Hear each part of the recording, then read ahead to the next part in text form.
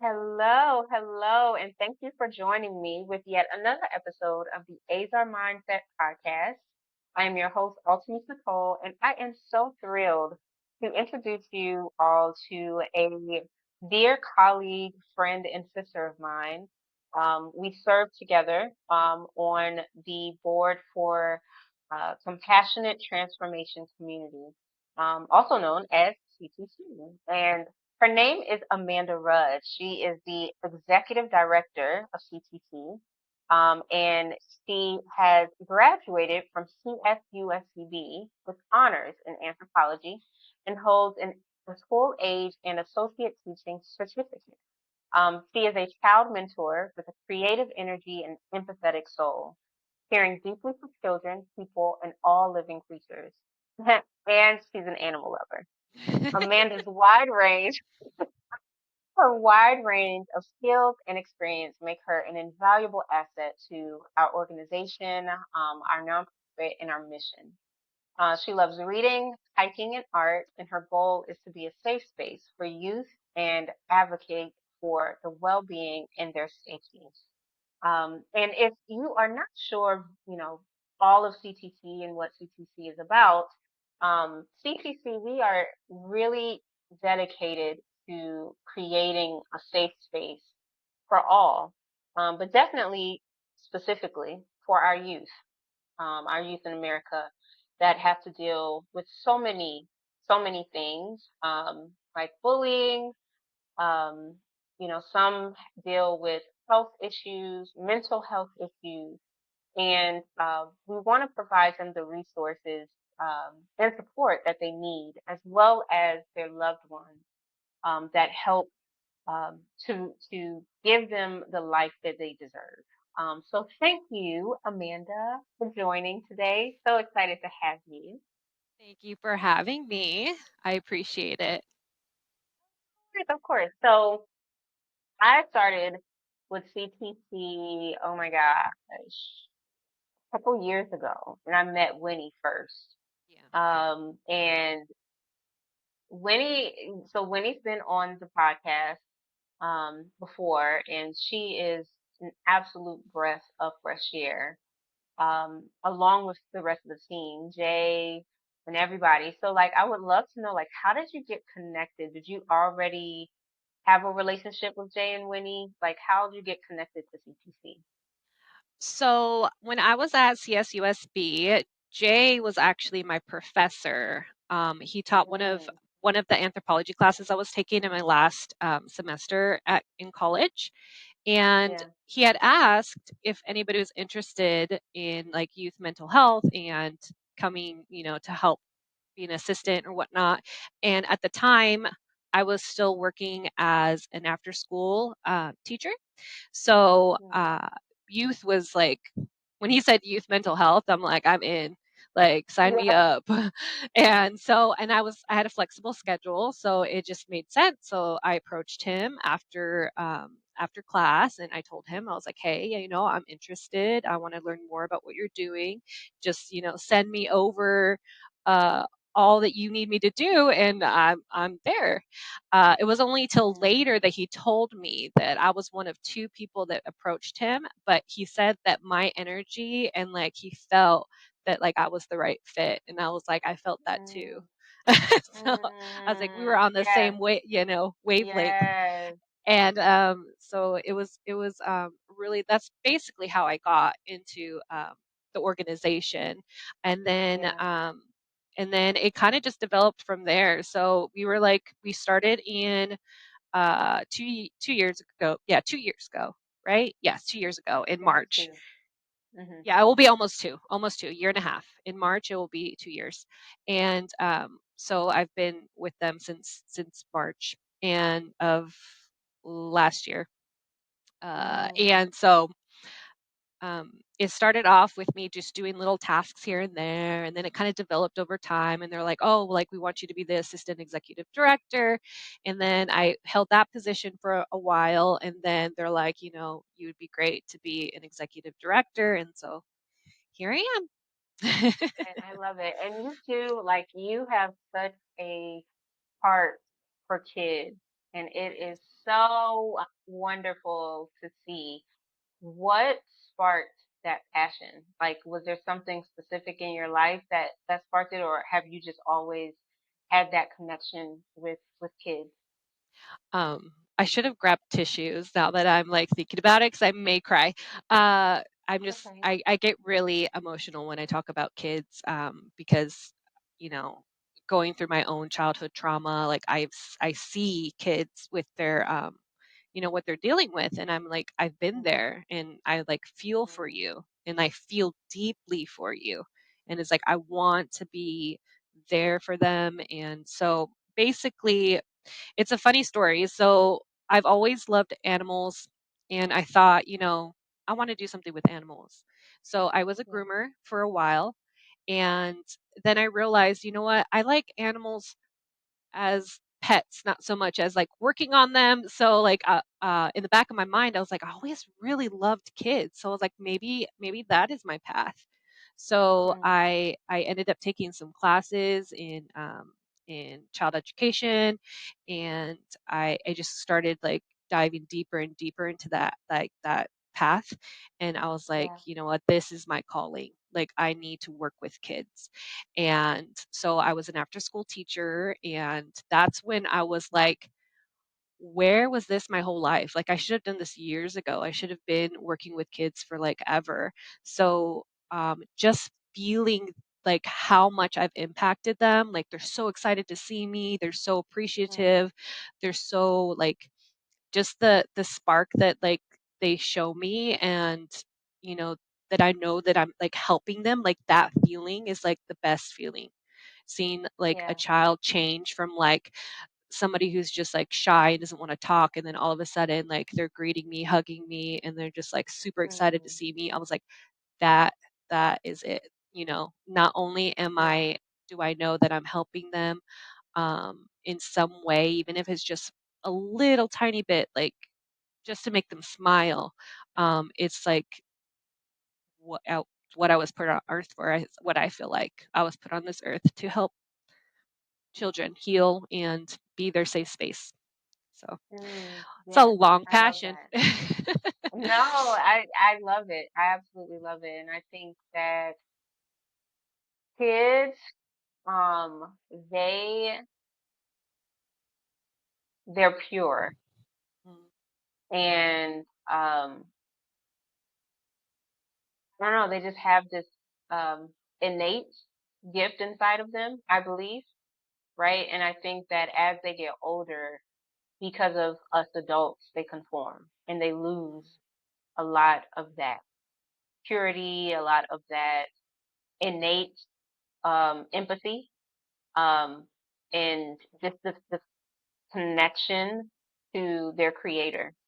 Because they have to conform, even in school, there's rules, and if the child is um, more of a visual learner, right? They're not um, treated differently based off of how they learn best.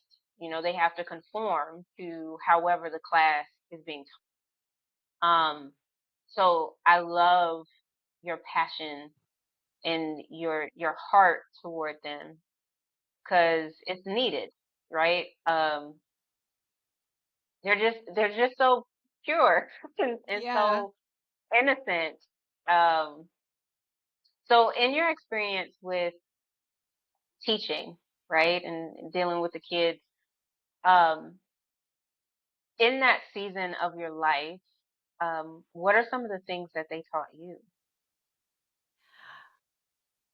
They so basically when I was young, I went through my own trauma, and I realized how resilient kids are. Um, Mm, and I realized I was pretty resilient as a child too, like considering what I've been through and stuff like that. Like came off I deal with anxiety still and stuff like that, but like I came through with, I could have gone like down here. I could have been like mm, let everything like control me, and just yeah. went downhill. But I was able to, combat that for the most part and move on with my life. And I realize a lot of children, uh, if they have the right support, they are very resilient. They can bounce back. They just need that, environment that promotes that resilience for, it to come out. Mm, But yeah, it's very inspiring to see kids, go from being bullied to being like a leader, and I've yeah. actually experienced that. I only did it for like 2 years, but in that short amount of time, it was amazing to see, kids like doing so like not well in their like homework life. And then all of a sudden, like they're getting their homework done in like half the time that it used to take them. And it's just really Yeah. awesome to see. So that's what they taught me. Yeah. We can all be Yeah. resilient. Yes, I love that. I love that. And through CTC, we had this amazing gardening program where Mm, we would teach kids invaluable lessons connected to gardening and life and how kind of the two are parallel. And you know, in as you plant seeds in the ground, right? Our lives are very much the same. Um, and sometimes those seeds are our decisions. You know what I mean? Like um, sometimes it's um, different situations that we find ourselves in, or any, things like that. And I absolutely love that program. Tell me, how did the kids, because you were like on the ground with them in the in the program, so like, yeah. how did they receive it? Like, how was that experience?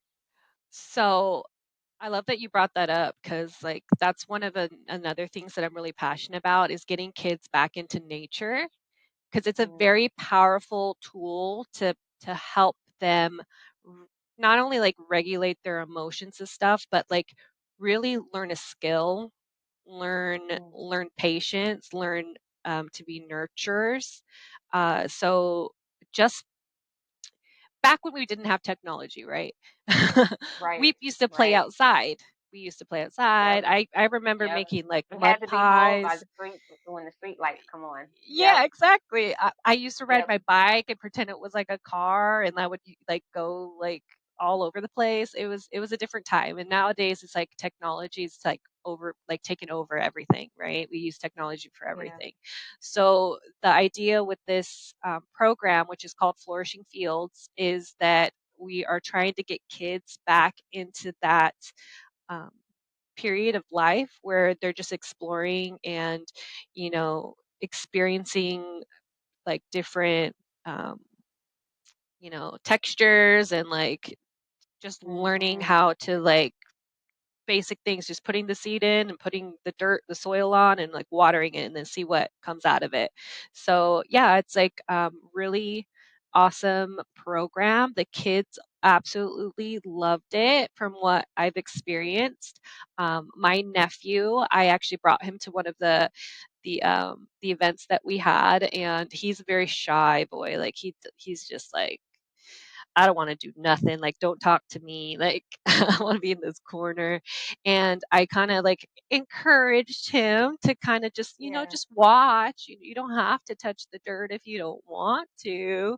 But look at this kid who's like over here, like, and he yeah. actually got in there and started to participate. And it was like such a cool thing to see because, Mm, just seeing kids experiencing something other than the screen yeah, in a really natural environment is just such a beautiful thing to see. And like getting dirty is fun. Like, obviously after you mm, get dirty, you want to get clean, but the process of getting dirty is very fun and everybody yes. should try it. Oh man, you know what, Amanda? That's a gem. Like, Mhm. I don't know if you realize it, but that's a gem. Everybody should get dirty. Like, it's fun. Like, and I think that as we've grown older, we've forgotten that like getting dirty is a part of the process. You know what I'm saying? Like, Yeah. to where we're trying to avoid it at all costs when in reality, like, the dirt doesn't hurt. You know what I mean? We The learn from dirt the dirt. doesn't hurt. The dirt Yeah, doesn't hurt. Like love that. it's a part of the whole process, right? I absolutely love that. If there's a parent that's listening and they're like, "Man, that sounds so great."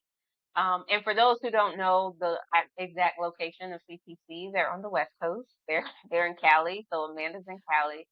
And as you all may know, I'm on the East Coast, so I help support on the east side of the U.S. But how if someone's listening and they may not be in California, but they want to participate or get their kids involved, like is there like how can they potentially join the program if possible virtually, or do you have any tips for them? So we don't have, like, for the flourishing field option, we are actually thinking about making it an after school program that schools can basically take on. And it's pretty much a full-fledged program. There's X amount of sessions, and it goes through the process of, you know, getting the seed in there and then nurturing it, teaching them all the skills that's involved. There's meditation, there's different things involved. So the goal is to get the program is in as many schools as we can. And it's not just the Flourishing Field program. We have other programs as well.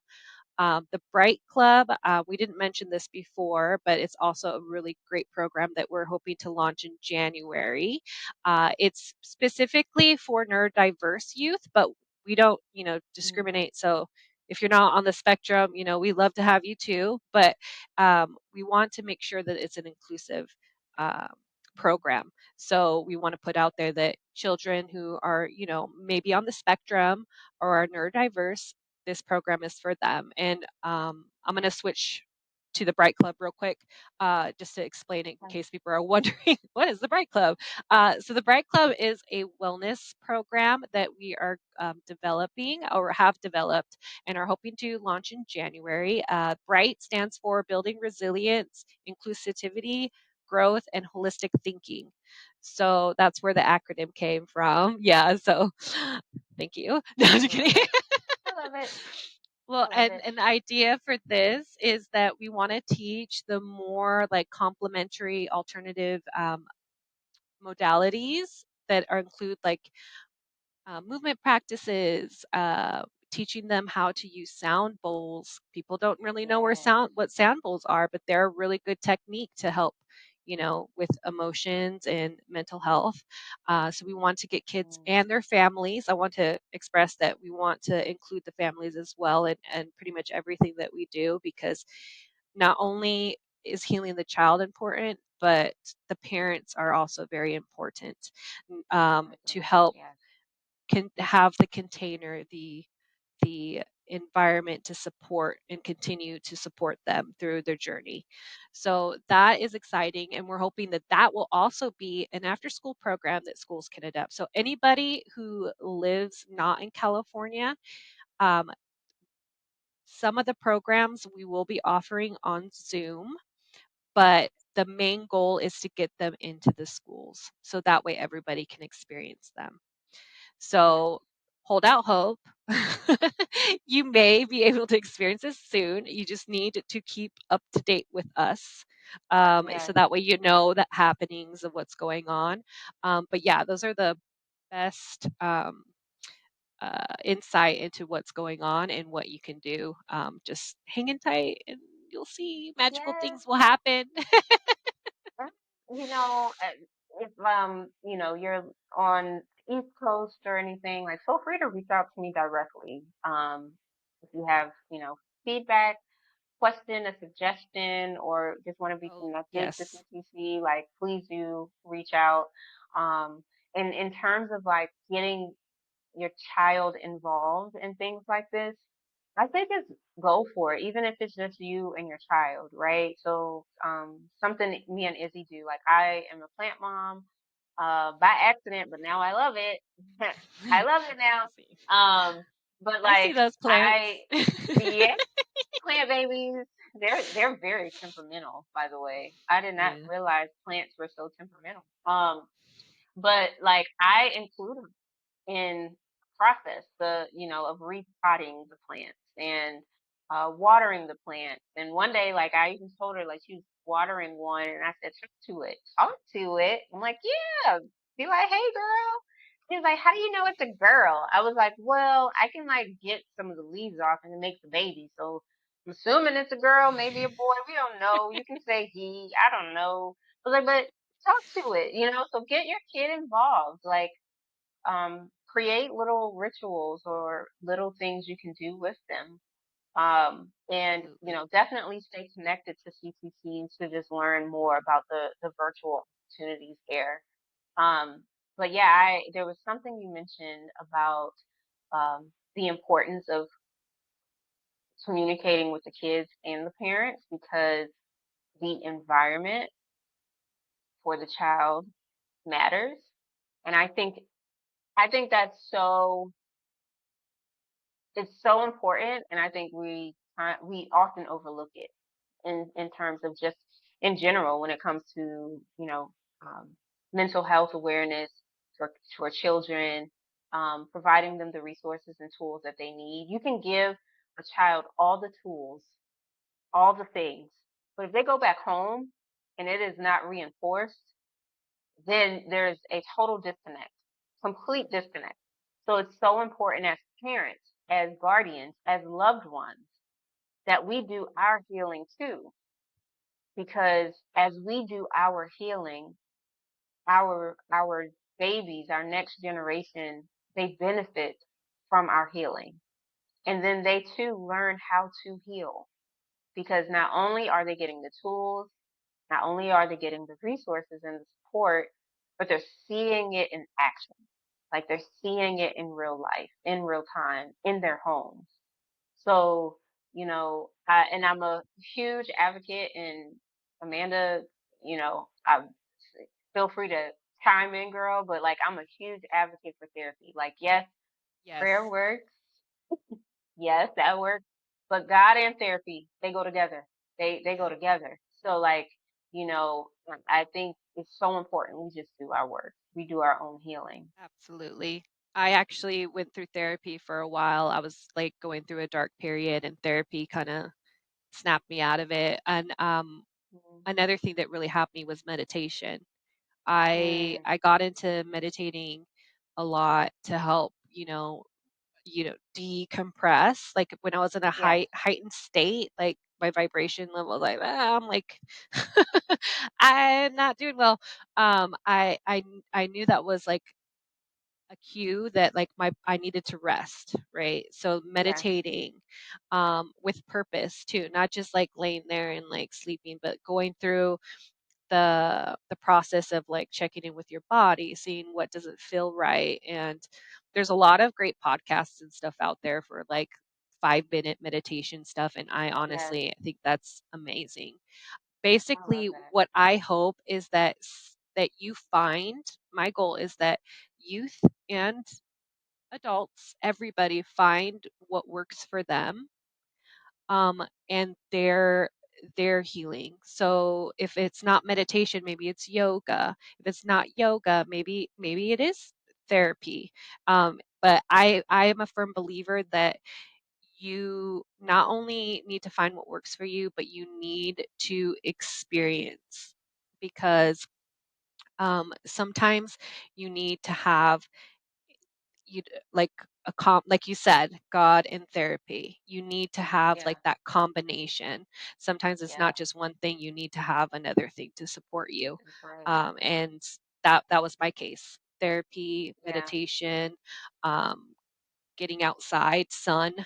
People don't get enough Mm, sun nowadays. I feel like oh my nobody's gosh. outside. But Yeah, sun, like just 10 minutes in the sun, like your mood, instantly amazing. changes. And I Nature's think amazing. too, like if you struggle with meditation, I want to encourage people to consider that worry is a form of meditation. So if you know how to worry, you know how to meditate. It's the Mm. same. It's literally, it's just one side is on the things that most likely you cannot control, and you are kind of just literally just festering in the thought. You're festering in the thought of something you cannot control. And then the other side is relief. It's calm, it's quiet, right? And it gives you the place of just settle. But both are like active. Like, cause sometimes you could think meditation is not active, but it really is. You're intentionally, actively calming. Whereas worry is the opposite. It's intentional, active meditation on things that are concerning, things that are bothering you. So I just wanted to put that out there because I think, one of the things I hear often is like the difficulty of meditation when it's we do it already. Um, and sometimes and oftentimes we do it without even realizing that we're doing it. So it's just a matter of us, kind of shifting our perspective quite a bit. Um, yeah, I just wanted to add that in there because I think too, and the combination is so true.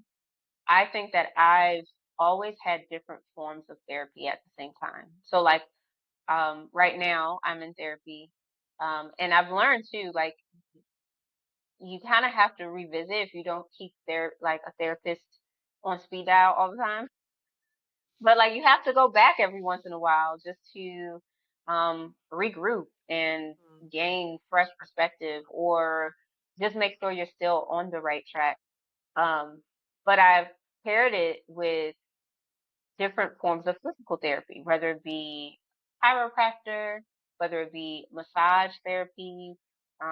It has done wonders. Oh my gosh. I mean, like, okay, so Amanda, the last time I went to get a massage, they are not luxury for me. They are a requirement because the body keeps score. Like we can all day, do our mental work of healing and addressing things, and then we move on. But then our bodies remember. They remember what we Absolutely. went through. And it's so astonishing to me. The last time I went, the massage was painful, but I like it that way. I like it like, girl, get the knot, You're like get the you're like, "Get get that the knot out. get that Yeah, elbow in there." yeah. Put that elbow in, rub it real hard, like, I love it. I love it. Yeah. And so I was like walking to my truck, and as soon as I got in, I felt a rush of sadness. It like immediately like just and I was like, whoa. And I have no idea where it came from. I don't know what it like. I don't, I wasn't What sad before I happens? went in. Yeah, I don't know. So I was like, okay. And literally, I'm talking to myself, but I was like, literally, like, okay, all right, okay. Said Nicole, it's okay to let it out. Literally, I said that. Said it's okay to let it out. And on the ride home, I just started crying. Like there were just streams of tears. Still don't know what it's about, right? But it's like a stream of tears. And when I finished, it was like like an immense amount of gratitude that took over the place where the sadness was. Yeah. And it was just so much further proof to me how, things that we think we've dealt with, we've worked through, we've healed from. You know what I'm saying? Like Mhm. those things that we think we've passed, we've grown past them. Bodies sometimes they don't get that memo. Yeah. So, and that's where, potential illness can come from. Like I think there have been studies about that, like where like, you know, it starts with stress and stress can literally just wreak havoc and then you find Mhm. yourself sick and like physically ill. Yeah. Um, I'm a firm believer of that. I've gotten yeah. sick from grief before. My Mm, grief was from, well, I've had grief a lot through my wow. life, but my first time of deep grief was when I was a kid and I had this pet and I was like attached to it. It was a cat. His name was Oliver. Yeah. He was the best cat. Oh, And he ran away and I was devastated. They couldn't find him anywhere and I literally made myself sick.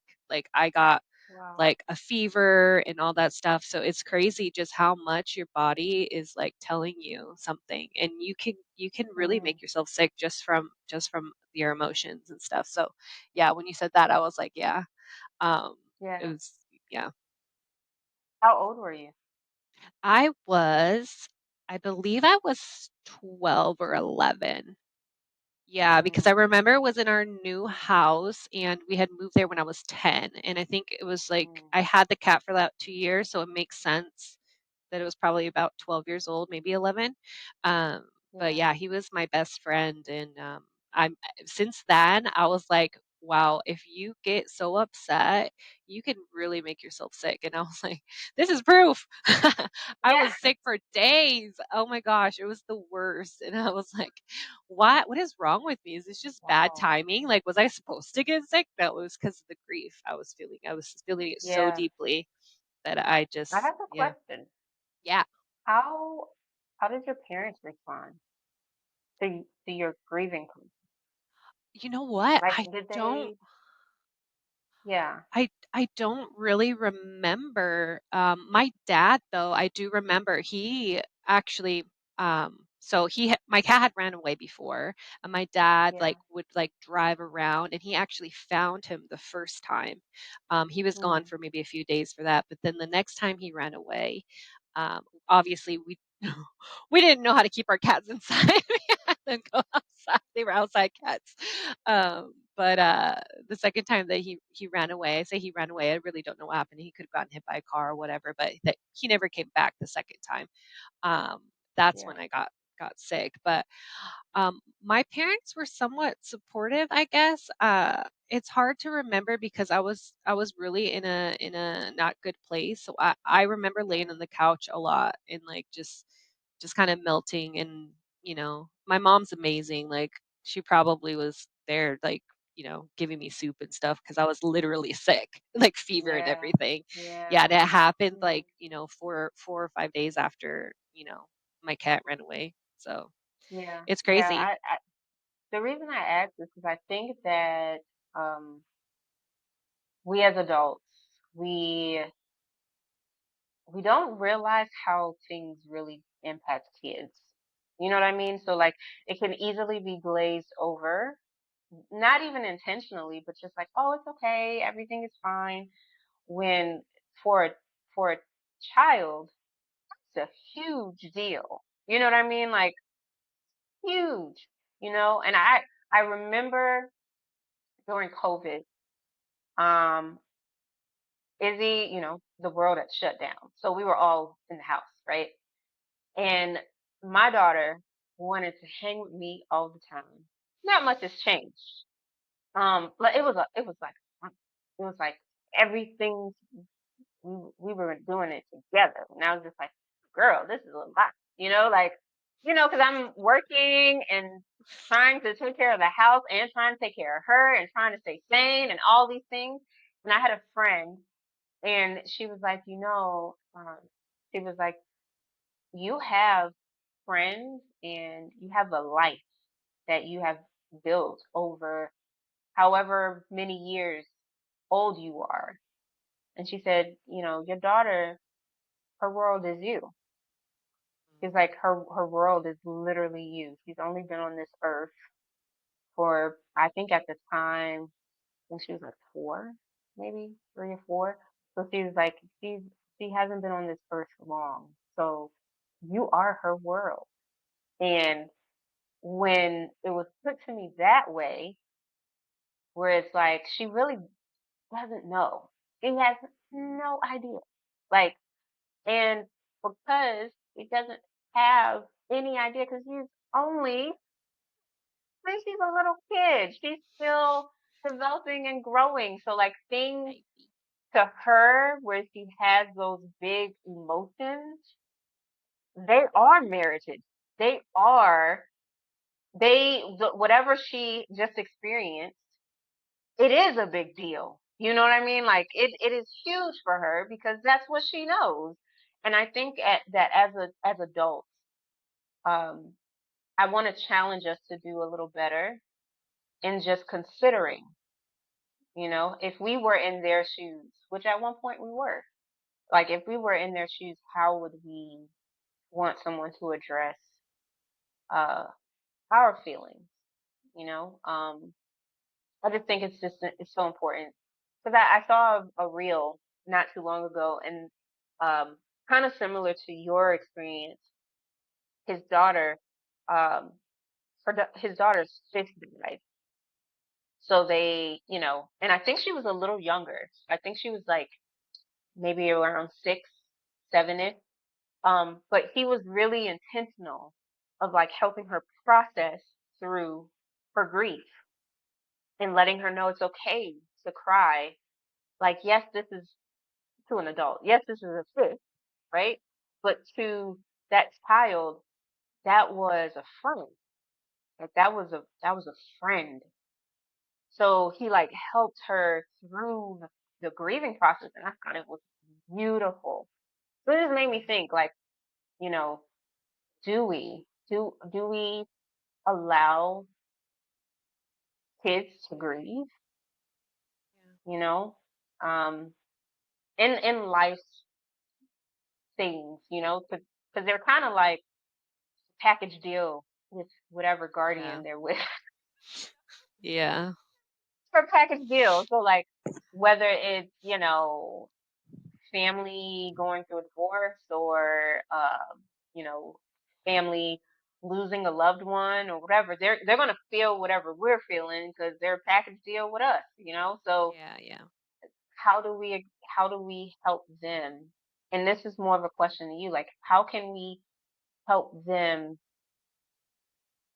grieve? Like how can we help them feel their feels? So I'm gonna mention that I also saw the reels that you're talking about, and I know who you're talking about because yeah, and he does Yeah. amazing at addressing those things that come up. But I also saw another reel. Since we're on the topic of reels, everybody's watching reels now. um, there was this girl. She was so emotionally intelligent, young girl. I think her parents like taught her this, but what they used to say, or she said, all emotions are welcome, Mm. but not all behaviors are. So, Mm. so teaching kids basically that you can. I wish I knew who this girl was because she pops up on my feed all the time, but it's not my saying. This little girl is saying this, and I'm like, wow, that is actually like so right on the dot, right? Because we want to teach Yeah. kids that you can have all of these emotions. It's important to have emotions because all emotions need to be felt in some way or Yeah. another. But the behavior is what I think parents have a hard time addressing, right? Yeah. Is the Yeah. behavior part, like the reaction of the emotion. They're mad, right? So instead of just like sitting with their anger, they throw Mm. something, they hit something. Yeah. So I feel like parents don't know how to deal with that, so they go to Mm. like they snap, right? Don't do Mhm. that. Don't, like we don't do that, like, to that kind of thing. And I'm not bashing any parent that, that Right. does that. We all make mistakes. We all do that. We all, there's moments where we're like, "Oh my gosh, just stop." And that Yeah. that is something that I want to try to help with these programs is trying to get kids so they can learn not to do that negative behavior, right? Mhm. That destructive behavior from the emotion. So if we teach them emotions are okay, it's okay to feel angry, it's okay to be disappointed, it's okay to be sad, right? It's okay to Yeah. feel those. And having a parent or guardian or or a mentor, like sit with them in that, and also teaching them ways to sit with it, right? Because if we just leave them to their own devices, they're going to be like, well, like what do I do now, right? So Mm-hmm. teaching them to listen to music if they're angry, Mm-hmm. that might calm them. Teaching them the meditation, like I said, there's some really good walkthrough meditations for kids, like stories that they basically listen to, and then they're into the story and they like, wow, I'm not feeling this emotion anymore. They got to work through it. No matter what, they Yeah. got to work for it. They got to feel it and they got to work through it, because that's how our trauma stays with us, right? I'm not a medical expert or anything like that, but I know just from experience that um, I bottle up my emotions. I've always have bottled up my emotions because I've seen other people not do that, and I didn't want that. So instead of like just kind of, they did the negative, like, you know, blah, blah, blah, blah, blah, like let their anger show. Um, I was the opposite. I didn't want to let anything show. So I would just like Mm. swallow it. And that could be very dangerous as well, right? Yeah. Not Yeah. being able to express it. So that is the key, right? Is to Mm. help kids find ways to sit with their emotions, find ways to work through their emotions, feel everything, and then continue on with Yeah. their day, right? So, Mm. like, yoga is really amazing, movement is really amazing.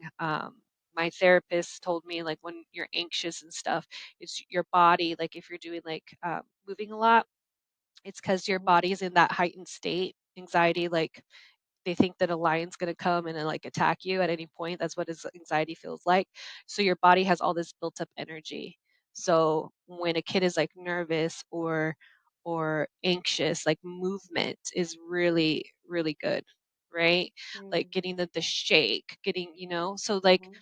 with our wellness program, I want to incorporate, and we're incorporating all these different things. So that way a child could find what works for them, like I said before, and use it as a resource in their Mm. lives. So when they're angry, maybe they needed to listen to sound, right? So they have the sound bowl, which it has a very nice vibration. It's almost like a massage for your brain. So, like, Mm. if you want a massage for your brain, like, go to a sound bath. It is amazing, and you'll get a release just like you did for your massage. Like, I cry every time Mm. do a sound bath. It's so, like, such a profound, like, experience that you go through, and I want children to experience that. Like, do you see Yeah. many sound baths for kids? Like, No, I don't ever I see don't like a think I spec. have. Yeah, exactly, or like a No. family one. It's like mostly geared Yeah. towards, Oh my God. yeah, like adults, right? Yeah. Like I've never seen like, Yeah. oh, kid-friendly sound bath or whatever. And it's basically for everybody. Kids can experience it. Literally, you're just listening to sounds and like just letting your mind Mm. go through whatever it is. But Mm. um, I love yeah, that. Do you have a sound bowl?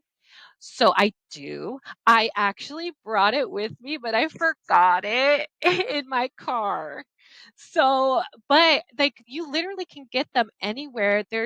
I have a tiny one. They have bigger ones, but the Mhm. tiny ones are easier to use. So if we were teaching a child to use the sound bowl, we're using the small ones. They're easier to use. They're portable. They're not that expensive, and literally just learning how to do it. One, it's cool once you get it going. You're like, oh, I could do this. Wow, it's amazing. And then the second thing is like the sound that it produces. It's like really like a unique sound, and it's kind of soothing. And it's not for Yeah. everybody, if you have a sound sensitivity, some kids may be like, yeah, I don't want to do that. And that's Mm. fine. Mhm. That's why we want to expose them to all these different things so they can find Yeah. that that that one thing that they're like, this is for me and this is what I want to do. So Oh, I love it. I yeah, love it. I love it. I love it. Amanda, this was phenomenal. Thank you, thank you for being here. thank And you. I'm sure people are just wondering how they can connect with you. So, where can they find you to stay connected? Um, so I would recommend that they go to our CTC Facebook and Instagram, and it's at We Love CTC. Our Instagram is we.love.ctc, uh, but you'll be able to find us pretty easily. So we're on Facebook and Instagram. We have a YouTube, and then we also have a LinkedIn, but the main pages that we use are the Facebook and Instagram. So feel free to message us, DM us. You can email us at welovectc@gmail.com. You can visit our website at lovect.net, and that's where you can sign up for our monthly newsletter. So we'll keep you up to date on the happenings that are going on in the nonprofit. There's some cool tips in there too, like your monthly meditation or like mindfulness practice is in there. So if you're like curious about like a small technique that you could do that day, like we provide you with that. And it's just, yeah. And if you want to reach out to me personally, you could just find me by looking up my name. I go by at Raylene Rose on Instagram. That's my middle name and my favorite flower. That's why I have that. Love it. I Yeah, love yeah. So it. at Raylene Rose, you can also DM me. I would love to hear from people, their experiences. I would love to, if they have any questions, comments, suggestions, like please, we want to know what you need, what you want, because we want to provide that to the communities and heal everybody as much Yeah, as we can, specifically yeah, kids, but parents too. We have a child, yes, you yes. know. Yes, yes. I mean, they're our next generation. They're going to Yep, be the ones who will take care of us when we get older. yep, yep, So yep. We we need to want take to care of make them. sure that yeah, we want to make sure we take care of them. Um, thank you so much, and um, everybody who's listening, all of the amazing information that Amanda provided us, we will have in the show notes for you. So be sure to check that out. And thank you so much for joining us on yet another episode of the Ezer Mindset Podcast. Until next time, be sure to just love on your babies. Love on those kids, even if they're not biologically your kids. Love on the babies around you. Take some time to be very, very intentional with them, and just getting to know how they feel, right? Regardless of how we perceive it to be big or small, it's big and it's important to them. So just take some time with your kids, and then Yes. reach out. Let us know how it was. And we will see you in the next episode. Bye. Bye.